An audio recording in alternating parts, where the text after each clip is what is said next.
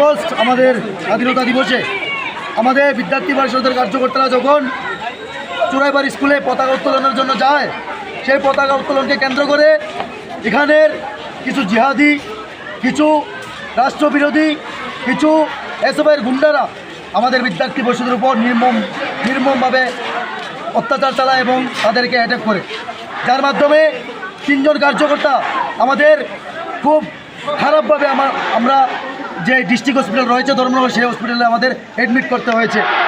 তৎসঙ্গে একজন কার্যকর্তাকে গুরুতর মাথার মধ্যে অ্যাটাক করা হয়েছে, যার মাধ্যমে সেই ভাইকে আমরা জিবি হসপিটালে অ্যাডমিট করেছি। সেই সিপিএম কমিউনিস্ট যারা বিদ্যার্থী পরিষদের কার্যকর্তাকে বহিরাগত বলে, তাদেরকে একটাই বার্তা দিতে চাই, বিদ্যার্থী পরিষদের কার্যকর্তা যদি হয় তাহলে লেনিনবাদী, কমিউনিস্টবাদী, মার্ক্সবাদী, কার্ল মার্ক্সবাদী যারা রয়েছে তাদেরকে আমরা দেশের ভিতরে মানুষ বলে আমরা গণ্য করি না। এখানে যারা সিপিএমের দালাল রয়েছে, যারা কমিউনিস্টের দালাল রয়েছে, তারা যে সাপোর্ট করছে ছাত্রদের নিয়ে, যে নিন্দনীয় কার্যকলাপ করছে, ভারতবর্ষের আজকে স্বাধীনতা হওয়ার পর আজকে 80তম স্বাধীনতা দিবস আমাদের 15 আগস্টে গিয়েছে, তাকে কেন্দ্র করে আমাদের পতাকা উত্তোলন ওনারা করতে দেয়নি। অনেকটা নিন্দনীয় বিষয় আমাদের ত্রিপুরা প্রান্তের জন্য, বিশেষ করে চুরাইবাড়ির মতো জায়গাতে, যেই জায়গা ভারতবর্ষের মতো জায়গাতে বিলং করে, যেই জায়গা, সেই জায়গাতে আমাদের ভারতবর্ষের পতাকা উত্তোলন করতে দেয়নি সেই লেনিনবাদী, সেই কমিউনিস্টবাদী বিধায়ক, যে বিধায়কের আশকারায়, এখানে ইসলাম উদ্দিনের আশকারায় এই জায়গার যে গুন্ডা বাহিনীরা রয়েছে আমাদের স্কুলের পড়ুয়া কার্যকর্তাদের উপর অ্যাটাক চালায় এবং তাদের নির্মমভাবে অত্যাচার করে। ধিক্কার জানাই সেই লেনিনবাদী, কার্ল মার্ক্সবাদী আদর্শকে, যারা ভারতবর্ষের বিদ্যার্থী পরিষদকে বহিরাগত বলে। আমি নিন্দা জানাই সেই অত্যাচারকে, যে ভারতবর্ষের পতাকা উত্তোলনকে নিয়ে আজকে এত বড় ঘটনা ওরা আমাদের বিদ্যার্থী পরিষদের কার্যকর্তাদের সাথে করেছে।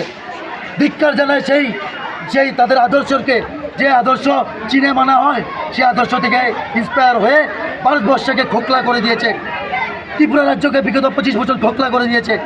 আজকে চুরাইবাড়ির মতো জায়গাতে আমাদের ভারতবর্ষের পতাকা উত্তোলন করতে দিচ্ছে না। বন্ধুরা, আমরা চিন্তা করতে পারি আগামী দিনে কী রূপ ধারণ করতে পারে। তার জন্য বিদ্যার্থী পরিষদের কার্যকর্তারা আমরা দেশের পুনর্নির্মাণ, দেশের রাষ্ট্র হইতে আমরা কাজ করে থাকি।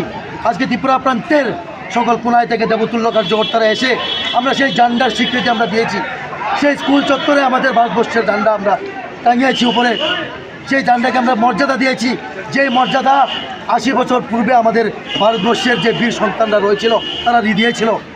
বীর সন্তানরা যেখানে থাকুক ওনারা কষ্ট পাবে মনে, চুরাইবাড়ির মতো জায়গাতে ওরা পতাকা উত্তোলন করতে দেয়নি। ধিক্কার জানায় সেই আদর্শকে। আজকে বিদ্যার্থী পরিষদের কার্যকর্তারা যত সময় জীবিত আছে, বিদ্যার্থী পরিষদ যত সময় জীবিত আছে, আর আজীবন বিদ্যার্থী পরিষদের কার্যকর্তারা যত সময় এই জায়গায় আছে, এইসব কার্যকলাপ হতে দেবে না।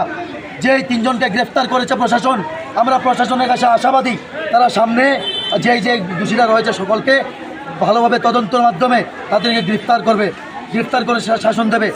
যদি সেই কার্যকলাপ না করা হয়, তাদেরকে গ্রেফতার না করা হয়, আমাদের বৃহত্তর আন্দোলন পুরো প্রদেশ স্তরে চলবে। আজকে যদি চুরাইবাড়ি রাজপথে চলেছে, সেই আন্দোলন ত্রিপুরা প্রান্তের প্রত্যেক কোনায় চলবে। বন্ধুরা, আমাদের ভারতবর্ষের পতাকা যে উপরে ছিল সেই উপরে আমরা মর্যাদা দিয়েছি। কোনো দুষ্কৃতীরা, কোনো লাল বাহিনী, কোনো লাল সৈনিক যদি তাকে ভঙ্গ করার চেষ্টা করে তাদেরকে আমরা উড়িয়ে দেব। আমরা এই আন্দোলন, আমাদের যদি প্রশাসন সঠিকভাবে তদন্ত না করে, আমাদের আন্দোলন আগামী দিনে আরও দেখা যাবে প্রদেশের প্রত্যেক কোনায় চলবে। ধন্যবাদ। আপনার নাম পরিচয়? আমার নাম রূপক সেন, নাম দায়িত্ব ত্রিপুরা প্রান্ত সহ সম্পাদক।